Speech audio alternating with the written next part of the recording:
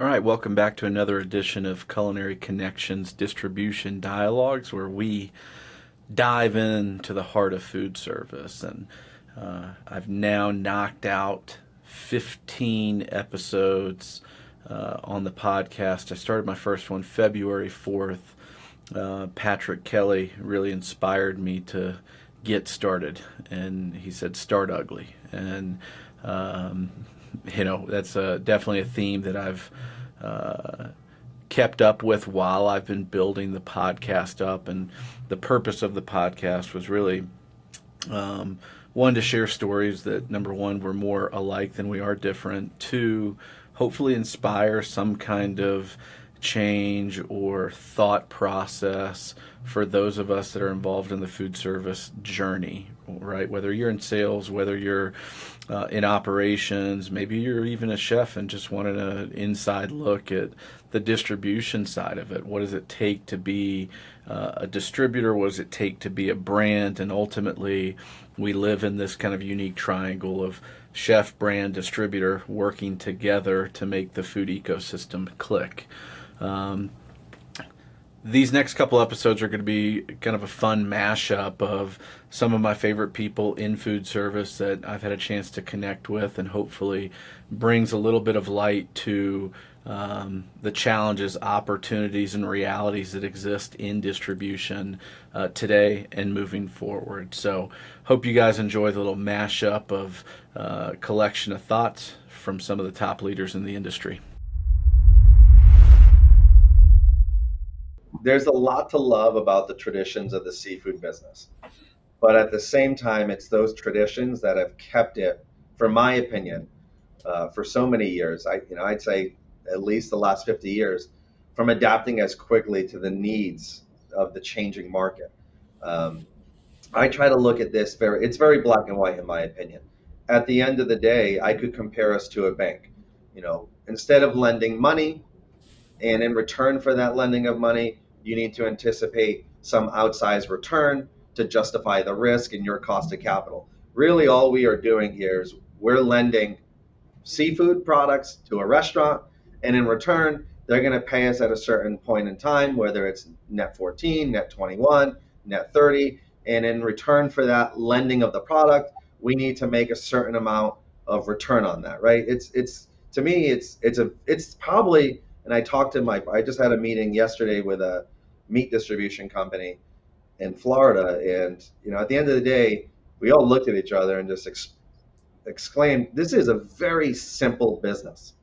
The distribution business is the most simple business, and it's been around for 100 years, it's been around for centuries, right? And it's going to continue to be around. And I think that the biggest player, obviously, is, look at what Amazon's doing in this business. It's not complicated. It just comes down to having the capital and the willingness to look at the data and use data to drive decisions. And I think the seafood business, historically, we still have a lot of trade partners, suppliers that we work with, where we're getting invoices sometimes 1-2 weeks after the fact on pen and paper. And there's this unwillingness to adapt to technology trends. And if everyone was able to sit in a room and be fully transparent and really have discussions, these aren't complicated discussions. And unfortunately, this business is so heavily reliant on relationships, both on the supply side, on the customer side, that people often get stuck in their own ways. And listen, I understand relationships are extremely important, but if people are resting purely on the relationship side of the business, they're not looking at long-term success, because eventually those relationships are going to transition. People move on, people pass away.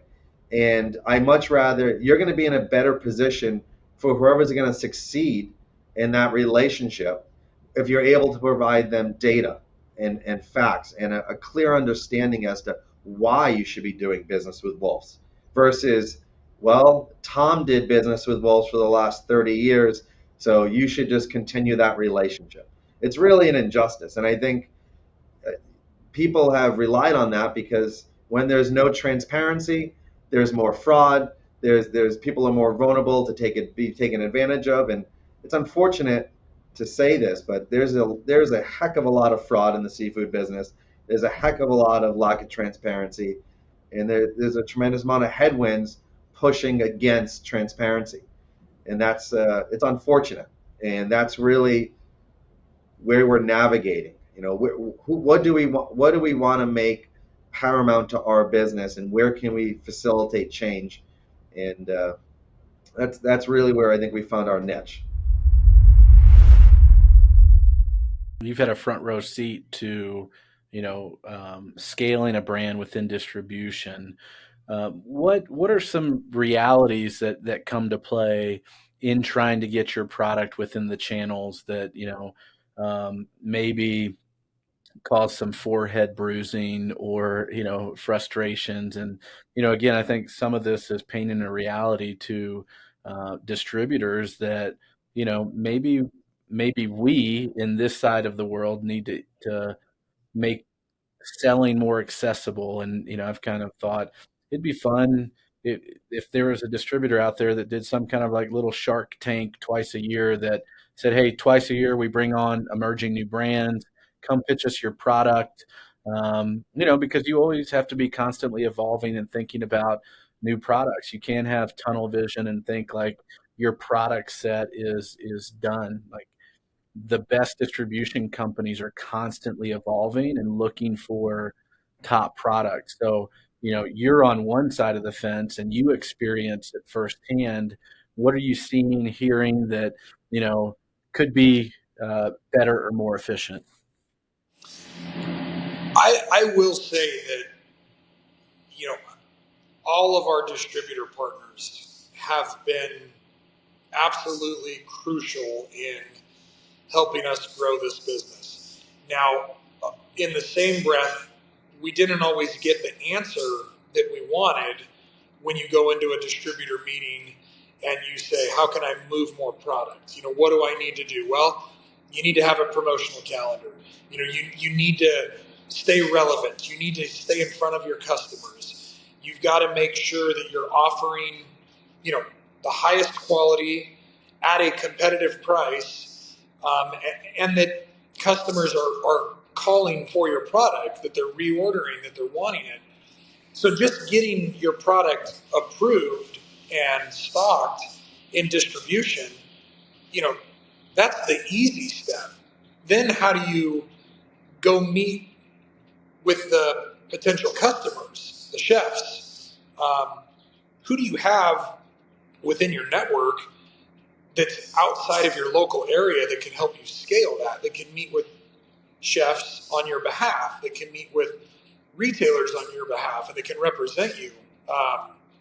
And I think that's where we've really learned in the last, I'll even say 5 years, because really going into COVID, I felt like we had some momentum of kind of knowing what we needed to do, which was a terrible time to gain momentum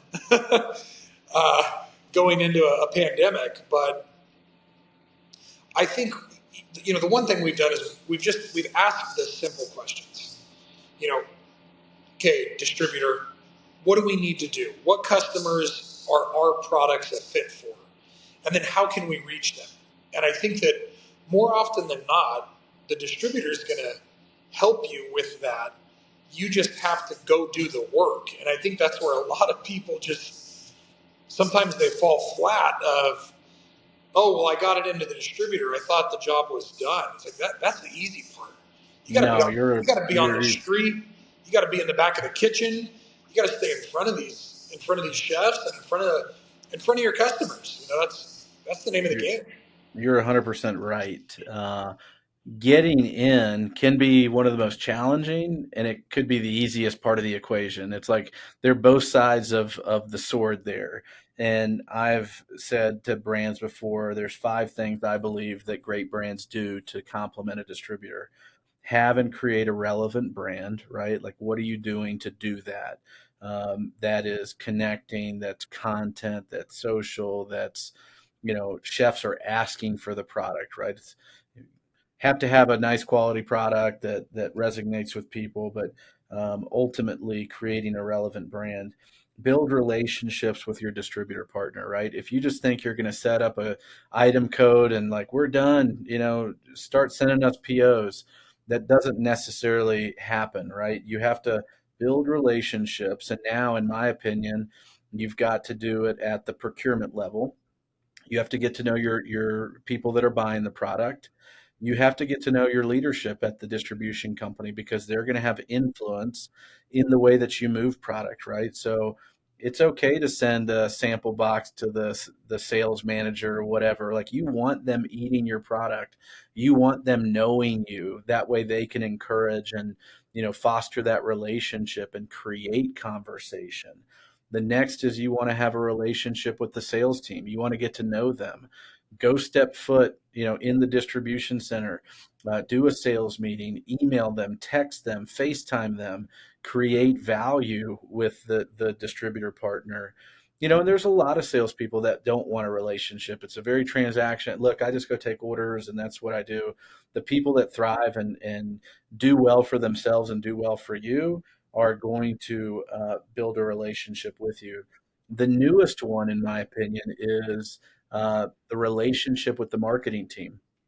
Now, content is such a relevant thing for distributor partners because they've got LinkedIn, Instagram, TikTok, insert social media, in addition to their own e-commerce platform.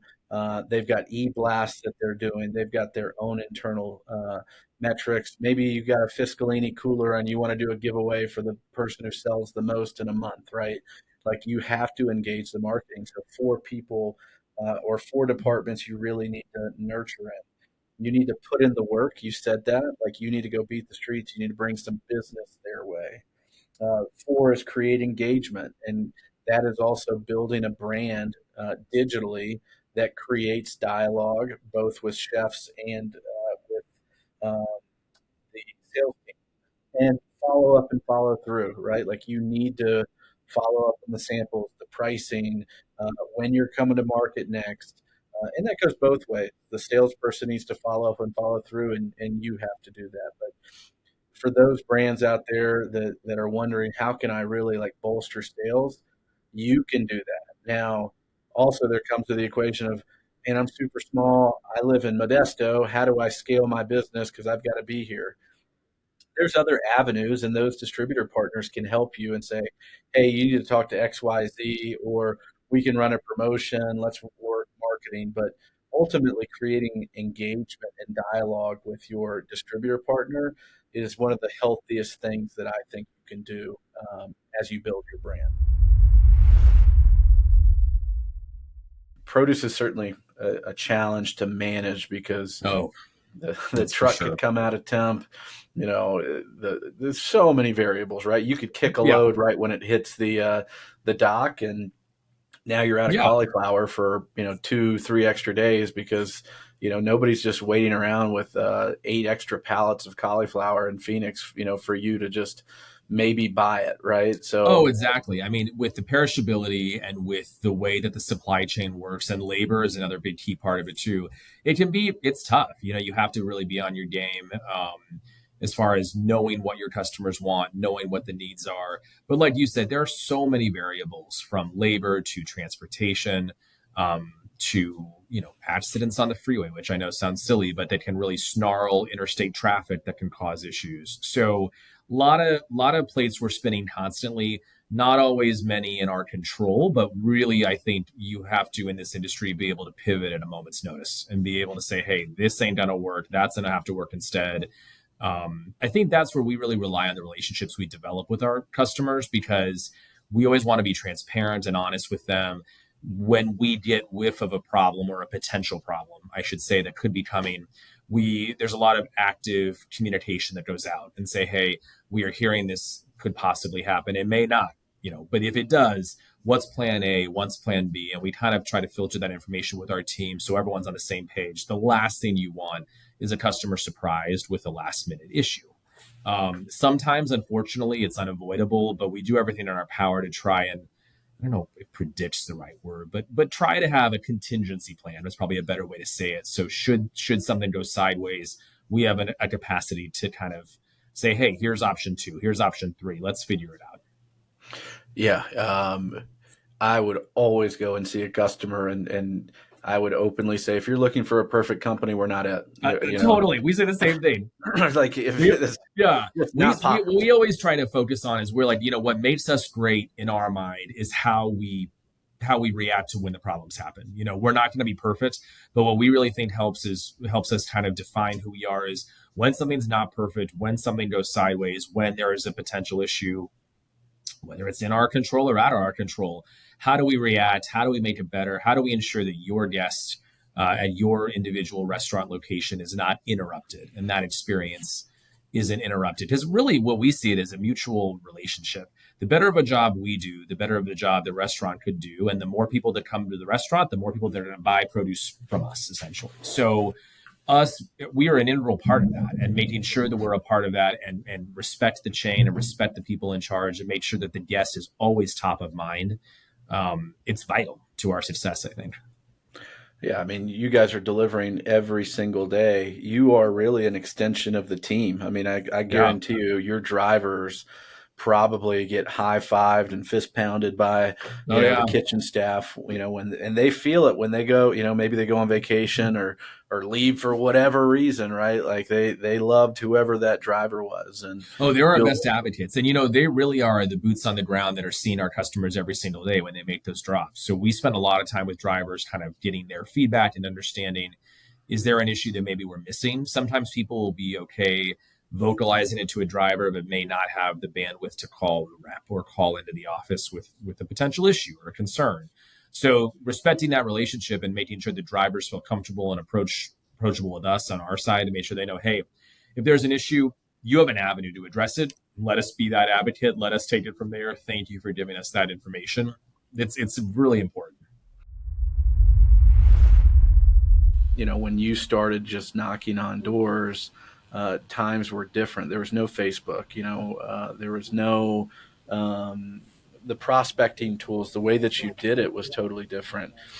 How has it changed for you from when you started to today, and how are you coaching your sales team to go out, prospect, sell, and be the best for the customer?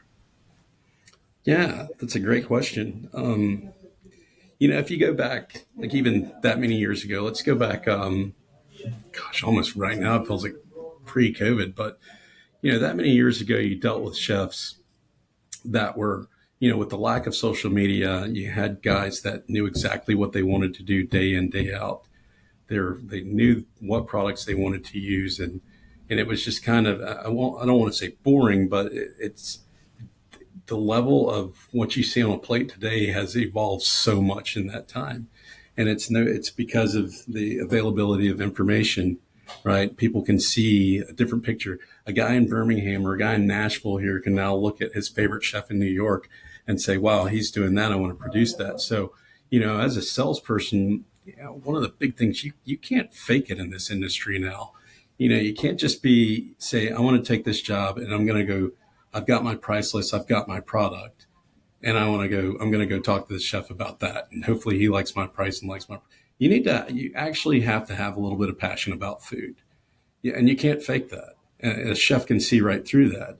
And you have to be able to bring forth some ideas to that chef, that chef who's in today's day and age, who's trying to manage food costs, we're struggling with labor. So they've got so many things else to think about other than the fact they know they want to put something cool on the plate, and they rely on us to be able to tell them, to educate them on our products and how to make that thing that, say, Paul out in California is using.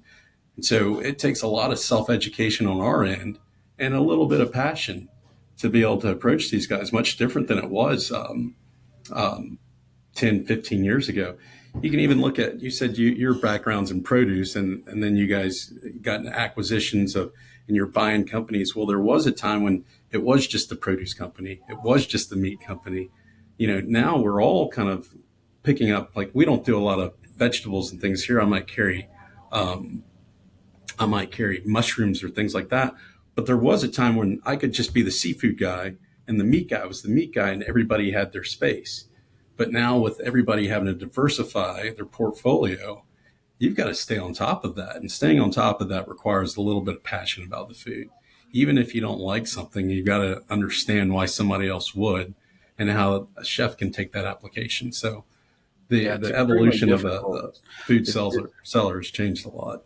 It's difficult to be a singular company anymore because of the margins in the industry and staffing and all the things. There's a lot of consolidation that's happening, and so what I mean by that is you're seeing just milk companies go away. The cost of delivering just milk doesn't make sense anymore, and most cities used to have two produce companies, two seafood companies, and now that's going away. The distribution business is not for the faint of heart. There's a lot of things that go freaking wrong every single day, Yeah. and you're only as good as your last delivery. And historically, these business owners who are now approaching, their mid 60s, their son or daughter who was supposed to take over now moved to LA and one moved to Dallas, and dad's in Birmingham and he works 80 hours a week, 90 hours a week, and he does the invoicing and everything is on him. And, son and daughter saw dad bust it and they're like, I don't want to do that. I'm an accountant or I'm, whatever I'm doing. And what's left is someone's going to acquire, that company. And so I think offering more to your customer is good, but the reality too is, and you probably see it, I mean, look at what Amazon is doing to food service just in general. You can go into almost any restaurant, and I guarantee you they're buying something from Amazon. It could be butcher twine, it could be register tape, it could be sugar packets, but they are buying something from Amazon because the transaction is easy. And now you have Instacart. If you get on Instacart, Restaurant Depot is on Instacart. You could do Costco. Yeah, you can get Costco on Instacart. So if you're a chef and you need an 8-pound flat of strawberries and you need whatever, now it's like for $2 extra, you can get it delivered within 2 hours, right, via Instacart. And so the dynamics of the way that we're accessing product and information has changed. And to your point earlier, too, is chefs in Nashville see a chef in Portland on Instagram. Oh, ramps just landed. And it's like, oh, well, now inland should have ramps, right? Like, well, in Portland, they're just foraged right here. And the guy brought 12 pounds and they don't know about the logistical aspects of bringing product into the building. And, that's a challenge in itself. You're in the U.S. now, right? And balsamic at that point is still a very, it's a new category. Still, not something that's well known. Certainly not at, an Essenza level or something of that nature, right? You look at something that's very liquidy and just dark in color, has an acid bomb to it. What was your first distributor partnership like, and how challenging was it? Again, early 2000s was really the start of, people emailing. There was no Zoom. It was a totally different time, and that was still only 20 years ago. So being somebody in Italy, having a new product, and now you're in distribution. Talk a little bit about how that was spreading the love and the balsamic gospel, if you will, to people in the U.S. And I'm assuming you probably started in a New York, Chicago, Miami, or a DC, which may be a little bit more cosmopolitan, as opposed to saying I'm going to go to Des Moines, Iowa, or Omaha, Nebraska, and start selling balsamic. No, I mean it's a beautiful memory. First of all, because I remember we were communicating via fax. Fax, okay. Fax. So what happened? I think the biggest changing was that at the beginning I tried to get in touch, of course, with distributors and importers, because otherwise it's inconceivable to ship directly from Italy to a single store or whatever. And the focus was mainly at the beginning retailers. Okay, where you know that retailers in United States are different than retailers in Italy. You know, in Italy, 80-90%. I mean, nowadays definitely less, but there were more boutique. We call them gastronomie, so little store, and maybe you can have a space for that. But the problem and the biggest challenge with retailers was that United States are a larger size supermarket. Usually, it's very difficult. That maybe nowadays, maybe in a larger center, there are a lot of cheese shop, small nice boutique. But there was a problem for a product like us, that I wasn't able, because we make everything by hand, closing, etc., to make hundreds of different lines, hundreds of different price range. So at the very beginning, I had just 3, 4, 5 items. That's it. And it was, when you put a product like us on the shelf, is very difficult, to make it move, because not necessarily because of the price, but because maybe you read, maybe, oh, what's that? Is a balsamic without vinegar? What does it mean? I don't even know balsamic with the vinegar. Just figured out what balsamic without vinegar is, And maybe retailers need fancy bottle, fancy packaging, 2, 3 different lines according to the different pricing. So, and I struggled a lot, and I think that I survived because I switched completely and I went in the food service. Okay. So yeah, around 2000, even in Italy, was the boom of small boutique products. Okay, little jam, mostarde, anything, honey, oil, extra virgin, everything made beautifully, etc., perfect, all for retail. And I was struggling a lot because I have only 1, 2, 3 different items. This is the product, and maybe it was my fault, but I didn't want to invest in packaging and graphics. Instead, I invested a lot in barrels, And so switching from retailers to food service, it really saved us. Absolutely. So that's why the Essenza that you showed before, our best-selling product is in 750 for food service, which is, it was inconceivable, but Alessandro Bellini of Viola Import changed my mind years ago, and actually I have to thank him, because nowadays in 750 is a good size, good value, incredible value for the chef, and I found that way that was definitely more reliable. I can talk directly with the chef. I don't talk with buyers that maybe they don't know about the category, they don't know about the product, they just look about packaging, price, blah blah blah. So once I talk, when I speak with the chef, I sit down and say, okay, what we are using now, etc. Can we taste together? Because again, as I said before, if I do something different, because we double ferment the product, etc., it should be different, the taste as well. Maybe you don't like it, but it should be different, because otherwise, if they all taste the same, that is a big problem.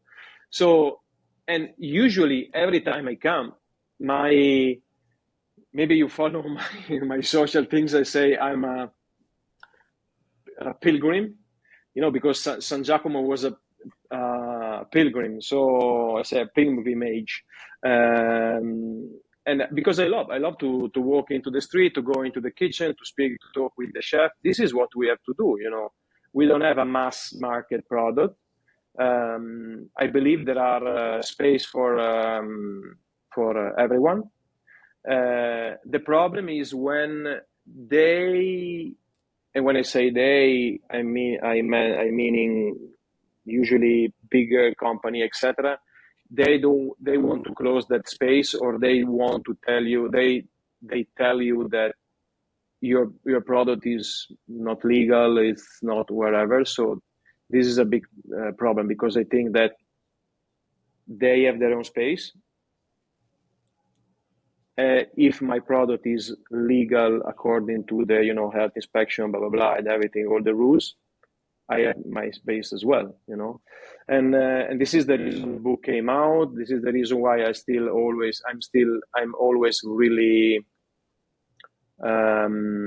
let's say, a little bit stressed about this competition, but at the same time, nowadays, 2024, especially after the COVID, I'm definitely more relaxed, because during the COVID I say, okay, my product is a luxury, my product is something they just have because maybe they love it, but now with the COVID they are discarded him, maybe they are not buying it anymore, etc. And no, luckily it was the opposite.